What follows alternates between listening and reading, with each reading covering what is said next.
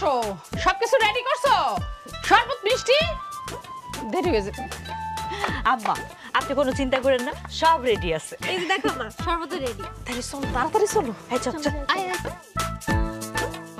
রবিনের মা, দেখো কি কারবার, তোমার হবু জামাই নিজে চলে আসছে আমাকে পরিরে রিসিভ করার জন্য।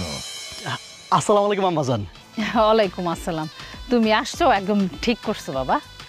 কি দুলা ভাই, হবু বউরে দেখার জন্য, মানে পরি আব্বারে দেখার জন্য মনটা এত ছটফট করতেছে। শুধু দেওয়ানের লাগে না শালিকা, মন চাইতেছে সামনের 3টা দিন যদি 3 মিনিটে শেষ হয়ে যেত। আব্বা, আম্মা, এই যে দেখো তোমাদের মেয়ে চলে আসছে।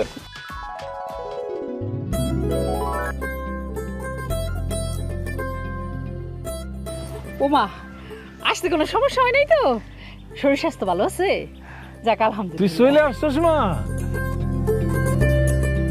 আমরা তো সবাই মিলে তোর লেগে অপেক্ষা করতেছিলাম।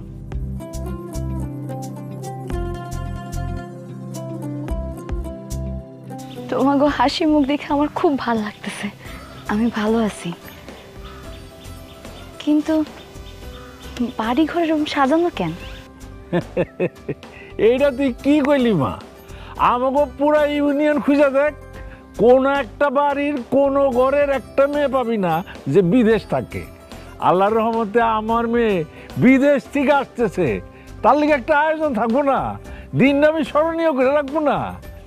অবশ্য মা, অন্য একটা কারণও আছে। অন্য কারণ? কি কারণ আব্বা? আব্বা আম্মা আর তোমার ভাই মিলা তোমার বিয়া ঠিক করছে। আর মাত্র 3 দিন পর, মানে আগামী শুক্রবার তোমার বিয়া। বিয়া? কি বলতেছে এইসব? আমার বিয়ে? এত বড় একটা সিদ্ধান্ত তোমরা নিলা, আমার মতামত নেওয়ার প্রয়োজন মনে করলো না?